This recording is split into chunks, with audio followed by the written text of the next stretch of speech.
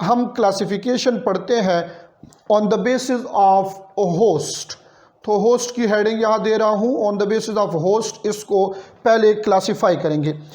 On the basis of host हमारे पास viruses, यहाँ 3 different viruses हैं। जिस वायरस जिस होस्ट पे अटैक करता है, तो उसकी बात अगर हम करें, सबसे पहले आपने देखना है वो वायरस जो बैक्टीरिया पे अटैक करता है उसको बैक्टीरियोफेज कहेंगे। ठीक है, बैक्टीरियोफेज उसको कहेंगे। और ये जो बैक्टीरियोफेज है इसका जीनोम ज़्यादातर मोस्टली ये डीएनए वाला वायरस होगा। ठीक है, ज़्यादातर ये क्या है, डीएनए कंटेनिंग वायरस है। और ये ऐसा वायरस है जिसमें आपको हेड और टेल मिलेगा, बट इसके हेड के लिए आप ये याद कर लें कि पॉलीहेड्रल हेड है इसका। ये बेटा आप इस चैप्टर को बहुत इजी ले लेते हैं और इसमें बहुत सारे ऐसे थ्योरी में पॉइंट छुपे हुए हैं जो आपको बाद में कंफ्यूज करेंगे। तो ये देखें, वो वायरस जो बैक्टीरिया पे अटैक करता है वो बैक्टीरियोफेज है। बैक्टीरियोफेज का जीनोम ज़्यादातर क्या होगा, डीएनए होगा। और ये पॉलीहेड्रल, ये इसका हेड रीजन है। क्लियर हो गई ये बात। और इसका एक टेल भी होता है। The second virus on the basis, second class of virus on the basis of host, ये अटैक करता है प्लांट के ऊपर। So this is called, they are called plant viruses. Plant viruses इनको कहा जाता है जो प्लांट पे अटैक करते हैं। अब गौर से देखिए मेरी तरफ, इसमें बेस्ट एग्जांपल आपके पास टीएमवी है। तो अगर आपसे पूछे जाए कि टीएमवी में कौन सा जीनोम है, तो ये आरएनए होता है। ठीक है ना, टीएमवी हमारे पास आरएनए कंटेनिंग वायरस है और इसमें रॉड शेप कैप्सिड जो है ज़्यादातर प्लांट वायरसेस में होता है। पोटैटो येलो ड्वार्फ वायरस, ये इसकी एग्जांपल है। हमारे पास डिफरेंट प्लांट वायरस है ये। नंबर 3, एक वायरस ऐसा है जो एनिमल्स पे अटैक करता है, तो ये एनिमल वायरस है। The very most important one according to MCQs NMD के पॉइंट ऑफ व्यू, क्योंकि इस पैराग्राफ में पेज नंबर 106 पे बहुत सारे पॉइंट्स हैं जिससे MCQs आ सकते हैं। इनको ज़रा अलग करके आपके सामने रख रहा हूँ। First important point, animal viruses जो है ये पैरासिटिक इन नेचर है। ये क्या है, ये पैरासाइट्स हैं, ज़्यादातर एनिमल्स के स्पेशली ह्यूमन बींग्स के ऊपर कुछ अटैक करते हैं, ये पैरासिटिक है। अब कुछ वायरसेस के नेम लिखे हैं और उसके डिजीजेस लिखे हैं। तो ये आपने एनिमल वायरसेस में ये वो याद करने के पॉइंट्स हैं। पहला पॉइंट जो आपकी बुक में है, फेडरल की बुक में, वो है रोज सार्कोमा।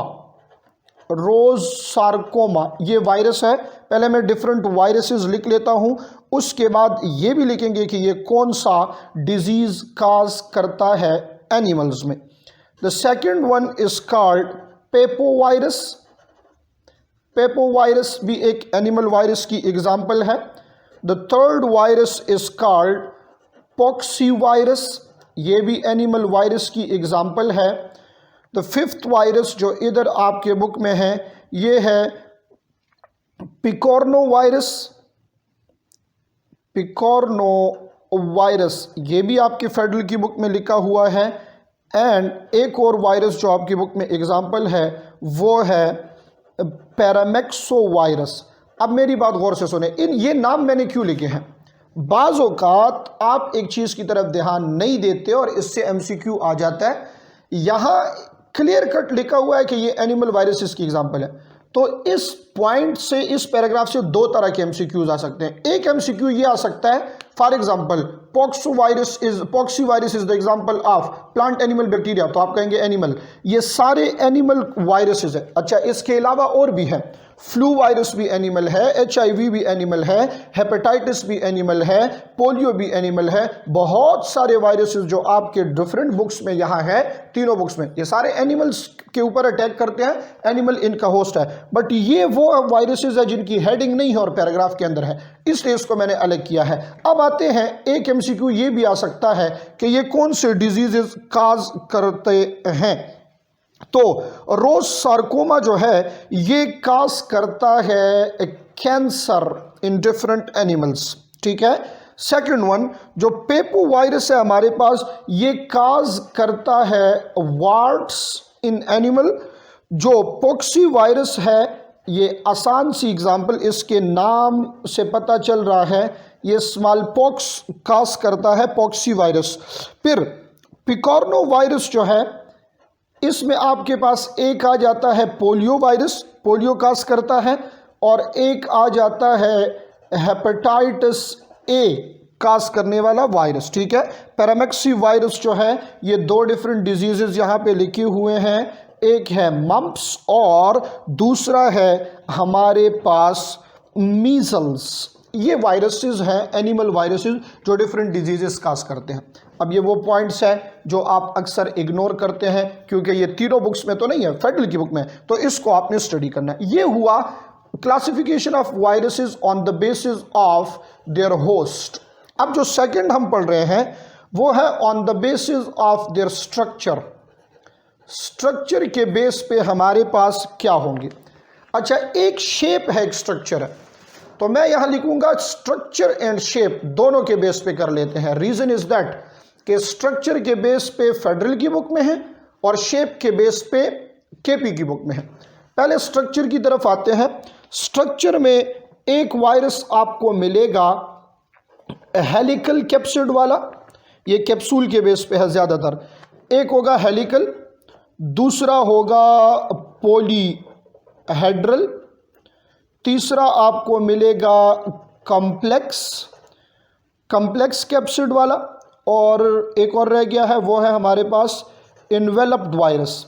अब बेटा ऐसे करना है कि इसके एग्जाम्पल्स भी आपने याद करने, एग्जाम्पल्स बहुत ज़रूरी है। जो इन्वेलप वायरस है, इसकी एग्जाम्पल आपके बुक में इन्फ्लुएंजा होगी।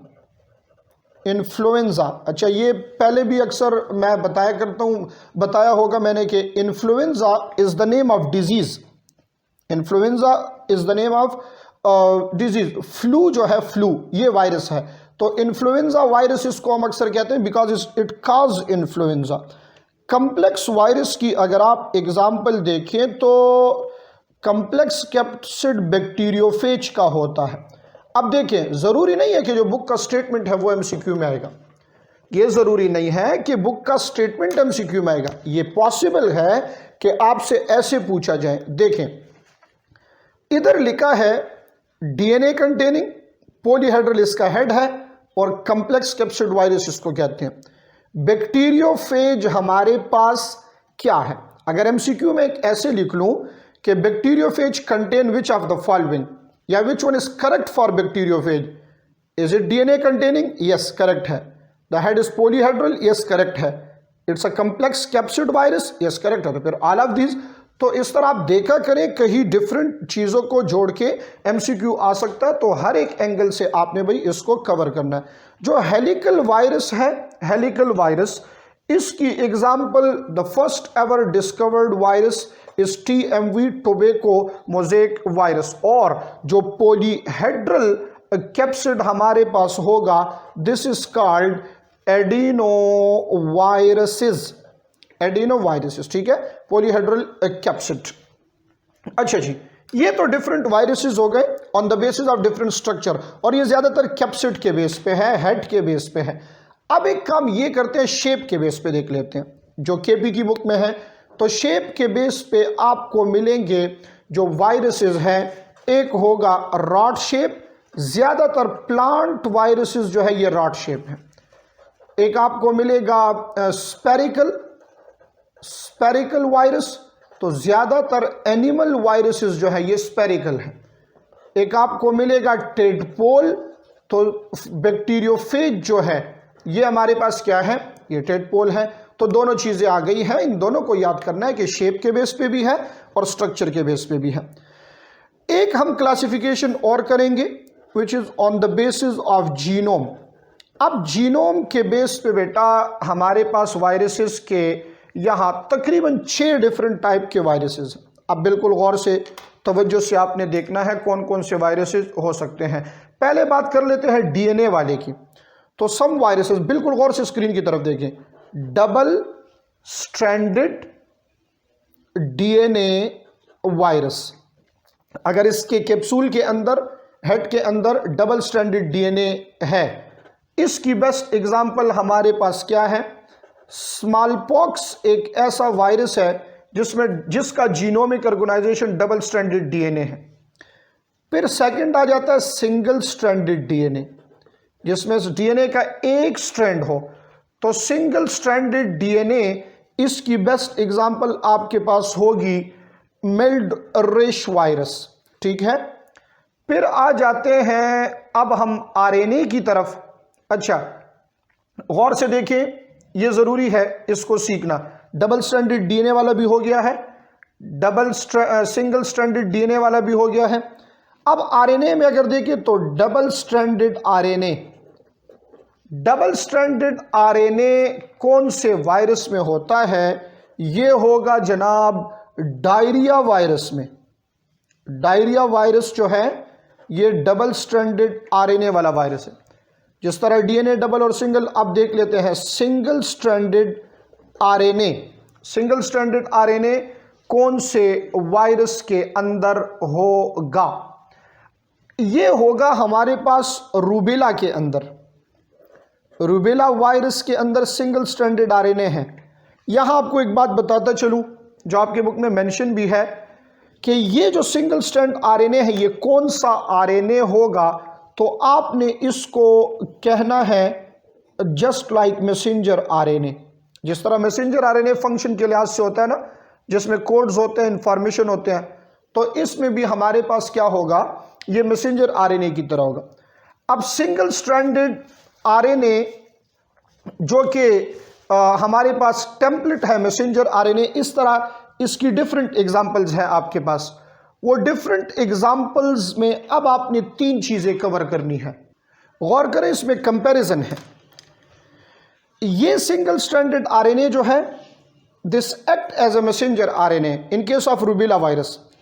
एक और सिंगल स्ट्रैंडेड आरएनए जिसकी बेस्ट एग्जांपल हमारे पास इन्फ्लुएंजा है।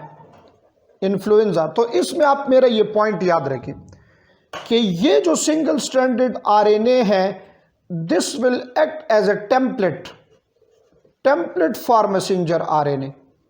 टेम्पलेट फॉर मैसेंजर आरएनए क्या मतलब है इसका? देखें, इस सिंगल स्ट्रैंडेड आरएनए से मैसेंजर आरएनए बनेगा। इन दोनों में फर्क है भाई। यहां सिंगल स्ट्रैंडेड आरएनए, यही आरएनए एक्ट कर रहा है एज अ मैसेंजर आरएनए, यही आरएनए एक्ट कर रहा है as a messenger RNA. But ये सिंगल स्ट्रैंडेड आरएनए जो है, ये single stranded RNA this act as a template for messenger RNA. इसके कन्वर्जन से मैसेंजर आरएनए बनेगा। एक और सिंगल स्ट्रैंडेड आरएनए है, लास्ट वन है ये, एक और सिंगल स्ट्रैंडेड आरएनए है। इसकी बेस्ट एग्जांपल HIV है। बट याद रखिए बेटा कि इसके कन्वर्जन से यहां क्या बनेगा हमारे पास? इसके कन्वर्जन से DNA बनेगा। इन तीनों को जरा कंपेयर करें। ये सिंगल स्ट्रैंडेड आरएनए ये खुद एक्ट कर रहा है as a messenger RNA, rubella virus example है। ये सिंगल स्ट्रैंडेड आरएनए कन्वर्ट हो गया मैसेंजर आरएनए में, इन्फ्लुएंजा वायरस एग्जांपल है। ये सिंगल स्ट्रैंडेड आरएनए डीएनए में कन्वर्ट होगा, HIV इसकी बेस्ट एग्जांपल है, जो कि होता है हमारे पास on the basis of reverse transcriptase enzyme.